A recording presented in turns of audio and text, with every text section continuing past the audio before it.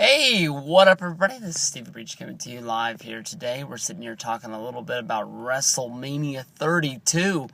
31's not even here, and I've already put my stake in the claim that I will be in Dallas, Texas. I think I've been saying this for well over a year. It shouldn't be a surprise, but I don't know what to think of this. I'm seeing a lot of people all of a sudden jumping all over Stone Cold Steve Austin, and The Undertaker basically saying that Triple H is going to need to call them up in order to sell out WrestleMania 32 in Dallas, Texas. They're putting a lot of emphasis on the AT&T, what do they call it? Is it the AT&T Dome or the AT&T Stadium? I just call it Cowboy Stadium, pretty much is what I've always called it. But there's a chance to break the indoor attendance record or break the WWE record of 93,000 people at WrestleMania 30. That's a really big stadium. And if you put the right kind of show in there, the amount of people will come. I know that when they did the Superdome, they had, over 70,000 people in there last year.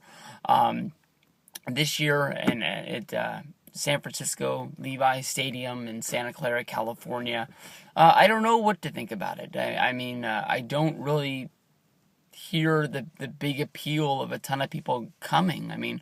Last year with the Yes movement, it seemed like everybody wanted to be there to see Daniel Bryan win the championship, and it was the place to be.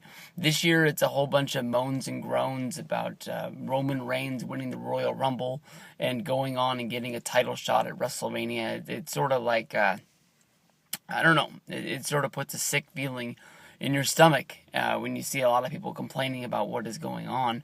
But this video is mostly going to be about, instead of, going with what is on the plate for the WWE, and the guys that they have in the company now, it seems that everybody is going to be relying on Stone Cold Steve Austin and The Undertaker to wrestle at WrestleMania 32 in order to pack that place out. Honestly, in my opinion, I know that the WWE will reach out and use guys that don't, wrestle full-time for them to wrestle on the card. Every year you have a Triple H match.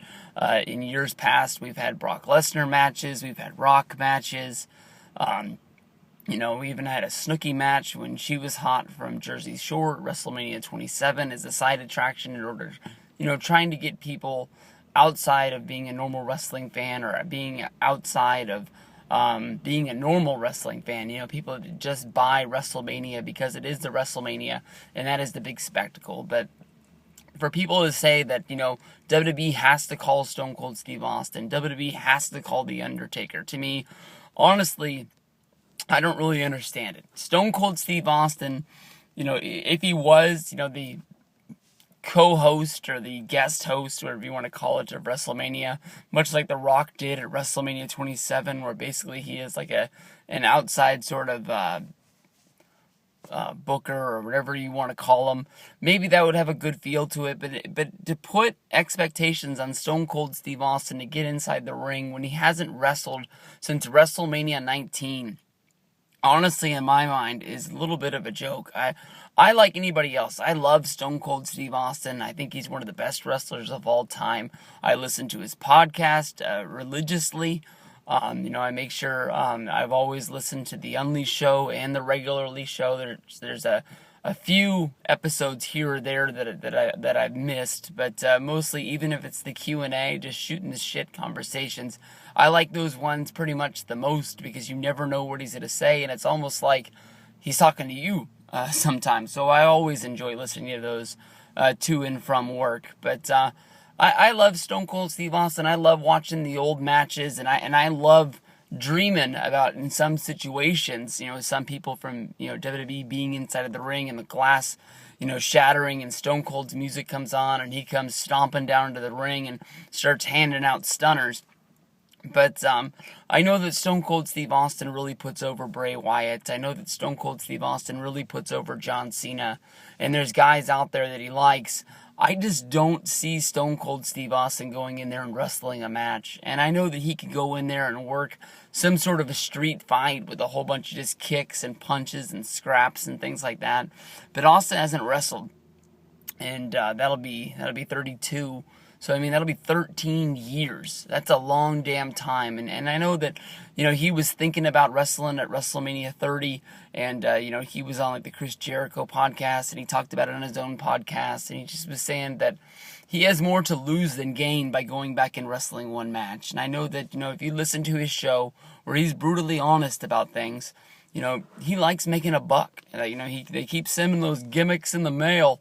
And, if the money's on the table, would he do this? And in my mind, I like seeing Stone Cold Steve Austin the way that he is. When he came back at WrestleMania 30, that was the first time we'd seen him in WWE in 3 years. He sort of picks his spots. He doesn't want to be that guy who sort of waters down his worth by putting himself in bad angles or putting himself on bad television.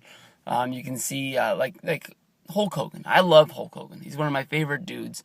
But when they announced him for Raw Reunion to be on Monday Night Raw last night, it was like, all right, that's cool. I'm going to see Hogan. But it wasn't like when Hogan was coming back to launch the network last year in February. It wasn't like when, I was at Monday Night Raw last year and he was coming out. And I just was like, you know what? I'm not going to worry about this, that, or the other right now. I don't know when I'm going to be in attendance for a Hulk Hogan appearance. I'm just going to mark out and go crazy. And that's the only thing that I'm going to think about right now. That's all I'm going to care about is soaking in his entrance and his promo. And, that's what I care about right there. Hogan, to me, when you see him flash up on the screen, it's always a wonder of, how is he going to come out there and shell the network this time? He's just become that guy that nothing's big coming. He's not going to, do the big boot to Rusev. He's not going to, clothesline Bray Wyatt. There's no real angle coming here. It's just sort of like, buy the WWE Network, $9.99, watch the Royal Rumble, you're going to get WrestleMania, it's all in HD, it's things like that. But I think, honestly, in my mind, WWE can get a full house with the stuff that they have. They don't have to rely on Stone Cold Steve Austin. They don't have to rely on The Undertaker. They've been having these big stadium shows for years. When I watched a Monday Night Raw last night, that was a good show. I think WrestleMania sells itself as a pay-per-view. You got a lot of guys that are coming up out of developmental right now.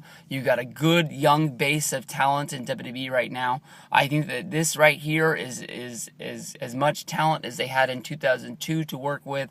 You've got Seth Rollins, Roman Reigns, Dean Ambrose, Bray Wyatt. I hope they turn him around. He doesn't do anything for me yet, but I mean, you got some time to play this guy and figure him out.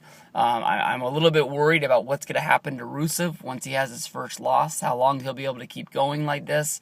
But you got a lot of guys to work with, and I think that the WWE doesn't need to be pushing Stone Cold Steve Austin out there in a match to try and think that they need that to sell out the Dome. I've heard too many videos, and I've already heard the start of the podcast. They're only about a minute into it, and they've announced, WrestleMania is going to Dallas, and Brian and Dave are already talking about the fact of Stone Cold Steve Austin needing to be there to fill it out.